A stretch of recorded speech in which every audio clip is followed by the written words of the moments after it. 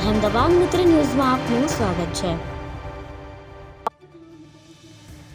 વડોદરા શહેર નજીકથી પસાર થતા હાઈવે પર જાંબુઆ બ્રિજ નજીક શાકભાજી ભરેલો આઈસર ટેમ્પો પલટી ખાઈ જતા વાહન વ્યવહાર ખોરવાયો હતો। ટેમ્પામાં રહેલા શાકભાજી પણ રોડ ઉપર પડી ગયા હતા, પરંતુ સદનસીબે કોઈ જાનહાની થઈ ન હતી। ઘટના બાદ પોલીસ દ્વારા સ્થળ પર પહોંચીને ક્રેન મારફતે રસ્તો ખુલ્લો કરવાની કામગીરી હાથ ધરવામાં આવી હતી। આ દરમિયાન બ્રિજ પર ટ્રાફિક જામના દ્રશ્યો જોવા મળ્યા હતા।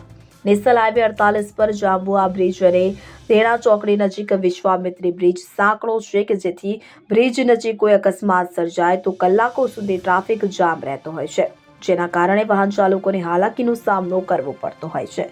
શુક્રવારના રોજ સવારના એક શાકભાજી ભરીને જઈ રહેલો આઈસર ટેમ્પાના ચાલકે સ્ટીયરિંગ પરથી કાબુ ગુમાવતા પલટી ખાઈ ગયો હતો, કે જેને કારણે એક તરફના માર્ગ પર ભારે ટ્રાફિક જામ સર્જાયો હતો।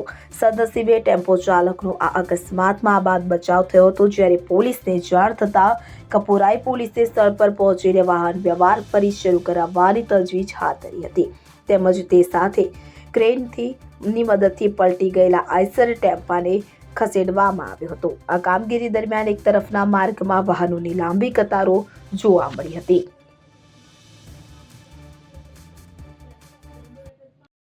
અહેમદાબાદ મિત્ર ન્યૂઝની યુટ્યુબ ચેનલને સબસ્ક્રાઇબ કરો અને બેલ આઇકોન જરૂરથી દબાવો, જેથી દરેક મહત્વના વિડીયોની નોટિફિકેશન તમને મળતી રહે।